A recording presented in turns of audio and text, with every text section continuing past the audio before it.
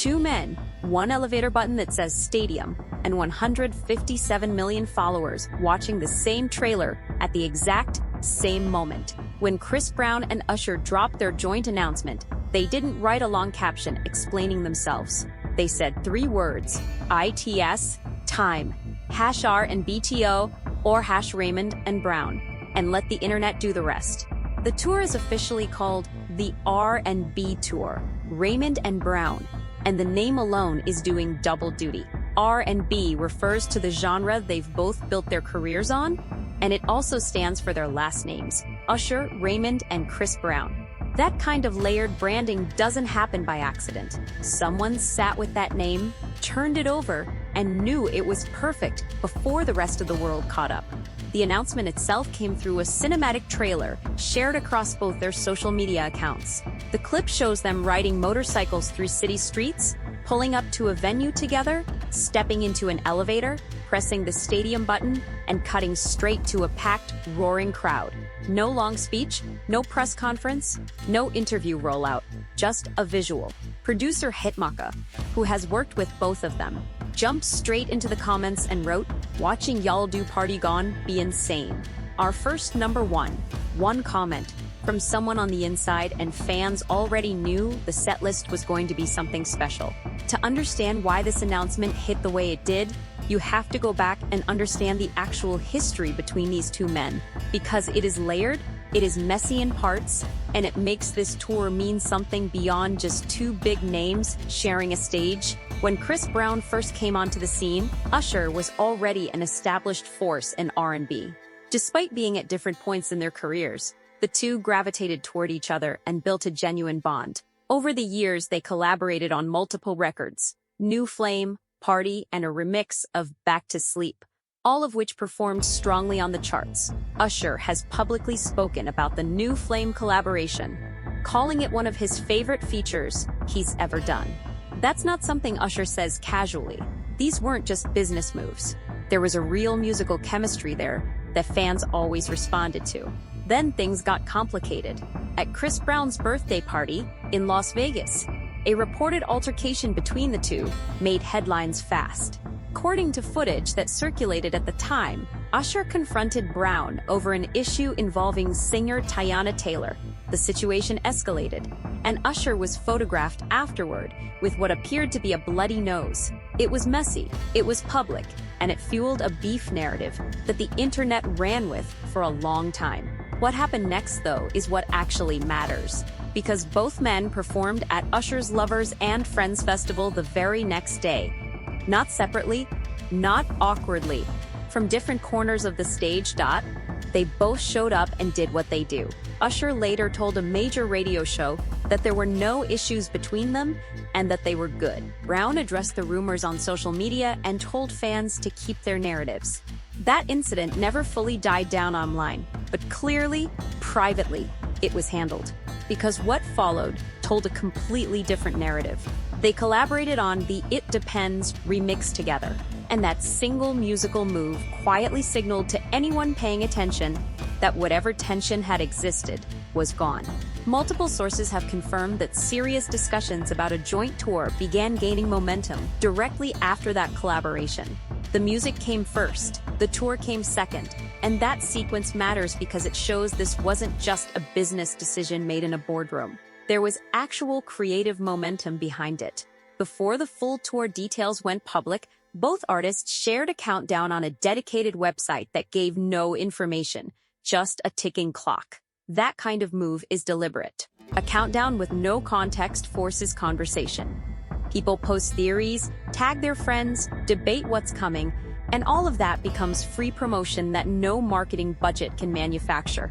By the time the countdown hit 0 and the full announcement dropped, the audience was already primed and emotionally invested in whatever was about to be revealed. What was revealed was massive. A 33-date North American stadium tour produced by Live Nation, hitting some of the biggest venues in the country: MetLife Stadium in New Jersey, Soldier Field in Chicago, SoFi Stadium in Los Angeles, AT&T Stadium in Dallas, Rogers Stadium in Toronto, Mercedes-Benz Stadium in Atlanta, and more. Multiple cities got multiple nights because the demand was there from the jump. Detroit got 3 nights. Washington, D.C. got multiple dates. Atlanta, Las Vegas, Los Angeles, all returning for more than one show. And due to the overwhelming ticket response after the initial announcement, 7 additional dates were added to the run. The tour opens in Denver and closes in Tampa, spanning nearly 6 months of shows. To understand why that scale makes sense, you have to look at what both of these men have individually done on the road recently. Usher completed a massive solo tour that kicked off after his Super Bowl halftime show performance, a performance that genuinely shifted the cultural conversation around him. That halftime show reminded an entire generation and introduced a new one to exactly what Usher Raymond looks like when he's locked in on a stage.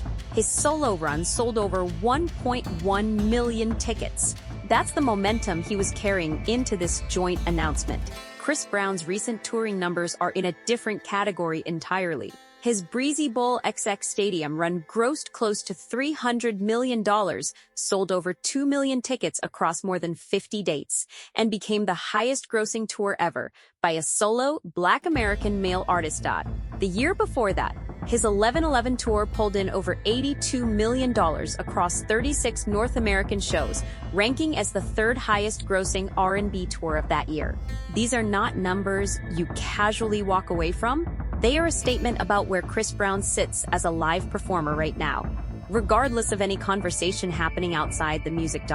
So, when these two audiences combine under one tour, you are not just adding ticket buyers together. You are creating an entirely different market. Right in the middle of all this excitement, the Versus question resurfaced, because it was always going to. Fans had been debating a Versus battle between these two for years, treating it as the ultimate generational R&B showdown. When a major podcast tackled the hypothetical directly and the clip went viral, Chris Brown responded publicly on TikTok. His exact words, "I want no smoke."